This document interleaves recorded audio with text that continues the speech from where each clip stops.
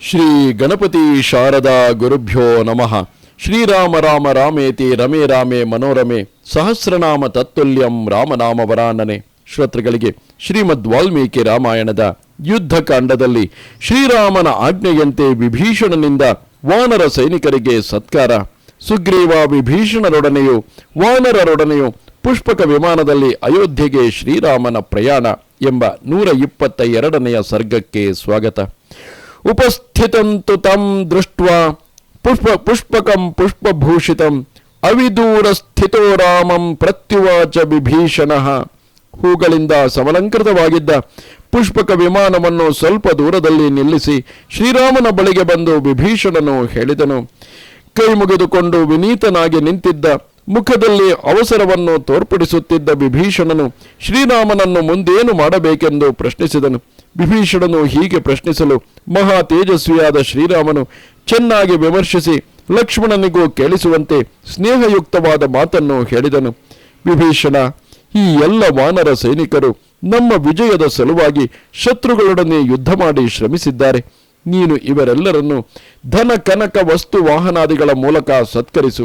ರಾಕ್ಷಸೇಶ್ವರನೇ, ಪ್ರಾಣ ಭಯವನ್ನು ತೊರೆದು ಯುದ್ಧ ಮಾಡುತ್ತಿದ್ದ ಮತ್ತು ಯಾವುದೇ ಕಾರಣದಿಂದಲೂ ಯುದ್ಧದಿಂದ ಹಿಮ್ಮೆಟ್ಟದಿದ್ದ ಪರಮಹೃಷ್ಟರಾದ ಈ ವಾನರ ಸೈನಿಕರೊಡನೆ ಸೇರಿಕೊಂಡು ನೀನು ಈ ಲಂಕಾಪಟ್ಟಣವನ್ನು ಗೆದ್ದುಕೊಂಡಿರುವೆ.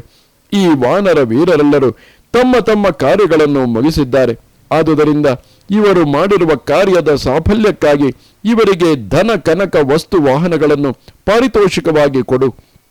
ಇವರು ಮಾಡಿರುವ ಸಹಾಯಕ್ಕೆ ಕೃತಜ್ಞತೆಯನ್ನು ತೋರಿಸಬೇಕಾಗಿರುವ ನೀನು ನನ್ನ ಸಲಹೆಯಂತೆ ಇವರನ್ನು ಧನಕನಕಗಳಿಂದ ಸಮ್ಮಾನಿಸಿ ಅಭಿನಂದಿಸಿದ್ದೇ ಆದರೆ ವಾನರ ಸೈನಿಕರು ಅತ್ಯಂತ ಸಂತುಷ್ಟರಾಗುವರು. ನೀನು ಹೀಗೆ ಮಾಡಿದೆಯಾದರೆ ಪ್ರಪಂಚದ ಸಮಸ್ತ ಜನರು ವಿಭೀಷಣನು ಧನ ಕನಕ ವಸ್ತು ವಾಹನಗಳ ತ್ಯಾಗದಿಂದಾದರೂ ಮಿತ್ರರನ್ನು ಸಂಗ್ರಹಿಸತಕ್ಕವನೆಂದು, ದಯಾಪರನೆಂದು, ಜಿತೇಂದ್ರಿಯನೆಂದು ತಿಳಿಯುತ್ತಾರೆ. ಈ ಕಾರಣದಿಂದಲೇ ನಾನು ನಿನಗೆ ಈ ವಿಷಯವನ್ನು ಹೇಳುತ್ತಿರುವೆನು. ಹೀನಂ ರತಿಗುಣೈ ಸರ್ವೈರಭಿಹಂತಾರ ಮಾಹವೇ ತ್ಯಜಂತ್ಯ ನೃಪತಿಂ ಸೈನ್ಯಾಹ ಸವಿಘ್ನಾಸ್ತಾಂ ನರೇಶ್ವರಂ. ಯಾವ ರಾಜನು ಸೇವಕರಲ್ಲಿ ಪ್ರೇಮವನ್ನು ಹುಟ್ಟಿಸುವ ದಾನ ಬಹುಮಾನಾದಿ ಉದಾರವಾದ ಗುಣಗಳಿಂದ ಶೂನ್ಯನಾಗಿರುವನೋ ಅಂತಹವನನ್ನು ಉದ್ವಿಗ್ನರಾದ ಸೈನಿಕರು ಯುದ್ಧದ ಸಮಯದಲ್ಲಿ ಪರಿತ್ಯಜಿಸಿ ಹೋಗುತ್ತಾರೆ. ರಾಜನು ತಮ್ಮನ್ನು ಯುದ್ಧದಲ್ಲಿ ಕೊಲ್ಲಿಸುವನೆಂದು, ತಮ್ಮ ಭರಣ ಪೋಷಣೆಗಳ ಯೋಗಕ್ಷೇಮಗಳ ಚಿಂತೆಯೇ ಅವನಿಗಿಲ್ಲವೆಂದು ಅವರು ಭಾವಿಸುತ್ತಾರೆ. ಶ್ರೀರಾಮನು ಹೀಗೆ ಹೇಳಲು ವಿಭೀಷಣನು ಆ ಎಲ್ಲ ವಾನರ ಸೈನಿಕರಿಗೂ ಅಮೂಲ್ಯವಾದ ರತ್ನಗಳನ್ನು, ಐಶ್ವರ್ಯವನ್ನು ಯಥಾಯೋಗ್ಯವಾದ ವಿಭಾಗದಿಂದ ಸತ್ಕರಿಸಿದನು. ವಾನರ ದಳಪತಿಗಳೆಲ್ಲರೂ ಧನ ಕನಕ ರತ್ನಗಳಿಂದ ಸತ್ಕೃತರಾದುದನ್ನು ಕಂಡು ಶ್ರೀರಾಮನು ಲಜ್ಜಾಶೀಲಳಾದ ಮತ್ತು ಮನಸ್ವಿನಿಯಾದ ಸೀತಾದೇವಿಯನ್ನು ಕಂಕುಳಿನಲ್ಲೆತ್ತಿಕೊಂಡು ಮಹಾಪರಾಕ್ರಮಿಯು ಶ್ರೇಷ್ಠ ಧನುರ್ಧಾರಿಯೂ ಆದ ಲಕ್ಷ್ಮಣನೊಡನೆ ಉತ್ತಮೋತ್ತಮವಾದ ಆ ಪುಷ್ಪಕ ವಿಮಾನವನ್ನು ಹತ್ತಿದನು. ಶ್ರೀರಾಮನು ವಿಮಾನದಲ್ಲಿ ಕುಳಿತ ನಂತರ ಸಮಸ್ತ ವಾನರ ಸೈನಿಕರನ್ನು ಸಮಾದರಿಸುತ್ತಾ ಮಹಾವೀರ್ಯನಾದ ಸುಗ್ರೀವನಿಗೂ ರಾಕ್ಷಸೇಶ್ವರನಾದ ವಿಭೀಷಣನಿಗೂ ಹೇಳಿದನು. ವಾನರ ರಾಕ್ಷಸ ಶ್ರೇಷ್ಠರೇ, ನೀವೆಲ್ಲರೂ ಮಿತ್ರನೊಬ್ಬನ ಕಾರ್ಯವನ್ನು ಸಮುಚಿತವಾದ ರೀತಿಯಲ್ಲಿ ಮಾಡಿ ಮುಗಿಸಿರುವಿರಿ. ನನ್ನಿಂದ ಅನುಜ್ಞೆಯನ್ನು ಪಡೆದ ನೀವೆಲ್ಲರೂ ಯಥೇಚ್ಛವಾಗಿ ನಿಮ್ಮ ನಿಮ್ಮ ನಿವಾಸಗಳಿಗೆ ತೆರಳಿರಿ. ಸುಗ್ರೀವ, ಅಧರ್ಮ ಕಾರ್ಯವನ್ನು ಮಾಡಲು ಭಯಪಡುವವನೇ, ಹಿತೈಷಿಯಾದ ಮತ್ತು ಸ್ನೇಹಪರನಾದ ಮಿತ್ರನೊಬ್ಬನು ಯಾವ ಕಾರ್ಯವನ್ನು ಮಾಡಬಹುದಾಗಿದ್ದಿತೋ ಅಂತಹ ಕಾರ್ಯವನ್ನು ನೀನು ಸಂಪೂರ್ಣವಾಗಿ ಮಾಡಿರುವೆ. ನೀನು ಈಗಲೇ ನಿನ್ನ ಸೈನಿಕರೊಡನೆ ಕಿಷ್ಕಿಂಧೆಗೆ ಪ್ರಯಾಣ ಮಾಡು. ವಿಭೀಷಣ, ನೀನು ಕೂಡ ನನ್ನಿಂದ ಕೊಡಲ್ಪಟ್ಟಿರುವ ನಿನ್ನದೇ ಆದ ಲಂಕಾ ರಾಜ್ಯದ ರಾಜ ಪದವಿಯಲ್ಲಿ ಸ್ಥಿರರಾಗಿರು. ಇಂದ್ರ ಸಹಿತರಾದ ದೇವತೆಗಳೂ ಕೂಡ ಈಗ ನಿನ್ನನ್ನು ಎದುರಿಸಲಾರರು. ನಾನಾದರೂ ನನ್ನ ತಂದೆಯ ರಾಜಧಾನಿಯಾದ ಅಯೋಧ್ಯೆಗೆ ಹೋಗುತ್ತೇನೆ.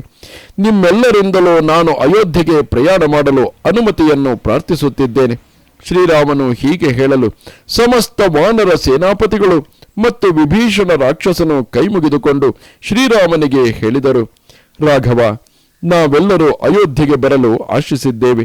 ನಮ್ಮೆಲ್ಲರನ್ನೂ ನೀನು ಕರೆದುಕೊಂಡು ಹೋಗಬೇಕು. ಅಯೋಧ್ಯೆಯ ಸುತ್ತಮುತ್ತಲೂ ಇರುವ ವನಗಳಲ್ಲಿಯೂ ಮತ್ತು ಉಪವನಗಳಲ್ಲಿಯೂ ನಾವು ಸಂತೋಷದಿಂದ ಸಂಚರಿಸುತ್ತೇವೆ. ರಾಜ್ಯಾಭಿಷೇಕ ಸಮಯದಲ್ಲಿ ಮಂತ್ರಪೂರ್ವಕವಾದ ಪುಣ್ಯ ಜಲದಿಂದ ತೋಯಿಸಲ್ಪಡುವ ನಿನ್ನ ದಿವ್ಯ ಮಂಗಳ ವಿಗ್ರಹವನ್ನು ಸಂದರ್ಶಿಸಿ ಕೌಸಲ್ಯಾದೇವಿಗೂ ಅಭಿವಾದನ ಮಾಡಿ ಬಹಳ ಬೇಗ ನಮ್ಮ ನಿವಾಸಗಳಿಗೆ ಹಿಂದಿರುಗುತ್ತೇವೆ. ವಿಭೀಷಣ ಸಹಿತರಾದ ವಾನರರು ಹೀಗೆ ಹೇಳಲು ಧರ್ಮಾತ್ಮನಾದ ಶ್ರೀರಾಮನು ಸುಗ್ರೀವ, ವಿಭೀಷಣನೇ ಮೊದಲಾದ ವಾನರ ರಾಕ್ಷಸರಿಗೆ ಹೇಳಿದನು, ನನ್ನ ಸುಹೃದರಾದ ನಿಮ್ಮೆಲ್ಲರೊಡನೆ ನಾನು ಅಯೋಧ್ಯೆಗೆ ಹಿಂದೆ ಹೋಗುವುದೆಂದರೆ ನನಗೆ ಅತ್ಯಂತ ಪ್ರೀತಿಕರವಾದ ಆನಂದವೇ ಲಭಿಸಿದಂತಾಗಿದೆ. ನಿಮ್ಮೆಲ್ಲರೊಡನೆ ಅಯೋಧ್ಯೆಗೆ ಹೋಗುವ ನಾನು ಪರಮ ಪ್ರೀತನಾಗುತ್ತೇನೆ. ಸುಗ್ರೀವ, ನಿನ್ನ ಎಲ್ಲ ವಾನರ ನಾಯಕರೊಡನೆ ಶೀಘ್ರವಾಗಿ ವಿಮಾನವನ್ನೇರು. ವಿಭೀಷಣ, ನೀನು ಕೂಡ ನಿನ್ನ ಅಮಾತ್ಯರೊಡನೆ ವಿಮಾನಾರೂಢನಾಗು. ಶ್ರೀರಾಮನು ಹೀಗೆ ಹೇಳುತ್ತಲೇ ಸಮಸ್ತ ವಾನರ ನಾಯಕರೊಡನೆ ಸುಗ್ರೀವನು, ಅಮಾತ್ಯರೊಡನೆ ವಿಭೀಷಣನು ದಿವ್ಯವಾದ ಆ ಪುಷ್ಪಕ ವಿಮಾನವನ್ನು ಹತ್ತಿದರು. ಅವರೆಲ್ಲರೂ ಹತ್ತಿ ಆಸನಾರೂಢರಾದೊಡನೆಯೇ ಕುಬೇರನ ಉತ್ತಮ ವಾಹನವಾದ ಆ ಪುಷ್ಪಕ ವಿಮಾನವು ಶ್ರೀರಾಮನ ಅನುಜ್ಞೆಯನ್ನು ಪಡೆದು ಆಕಾಶಕ್ಕೆ ಹಾರಿತು. ಆಕಾಶದ ಕಡೆಗೆ ಹಾರಿದ ತೇಜೋಮಯವಾಗಿದ್ದ ಹಂಸಗಳಿಂದ ಯುಕ್ತವಾಗಿದ್ದ ಆ ಪುಷ್ಪಕ ವಿಮಾನದಲ್ಲಿ ಪ್ರಯಾಣ ಮಾಡುತ್ತಿದ್ದ ಶ್ರೀರಾಮನು ಪ್ರಹೃಷ್ಟನಾಗಿ ಮತ್ತು ಪುಲಕಿತನಾಗಿ ಕುಬೇರನಂತೆಯೇ ಪ್ರಕಾಶಿಸಿದನು. ಮಹಾಬಲರಾದ ಆ ಎಲ್ಲ ವಾನರ ವೃಕ್ಷ ರಾಕ್ಷಸರು ಸ್ವಲ್ಪವಾದರೂ ಒತ್ತಡವಿಲ್ಲದೆ ಆ ದಿವ್ಯ ವಿಮಾನದಲ್ಲಿ ಸುಖವಾಗಿ ಕುಳಿತರು. ಇದು ಶ್ರೀಮದ್ ವಾಲ್ಮೀಕಿ ರಾಮಾಯಣದ ಯುದ್ಧಕಾಂಡದಲ್ಲಿ 122ನೆಯ ಸರ್ಗವು. ನಮಸ್ತೆ ಶಾರದೆ ದೇವಿ ಕಾಶ್ಮೀರ ಪುರವಾಸಿನಿ ತ್ವಾಮಹಂ ಪ್ರಾರ್ಥಯೇ ನಿತ್ಯಂ ವಿದ್ಯಾದಾನಂಚ ದೇಹಿಮೆ. ನಮಸ್ಕಾರ.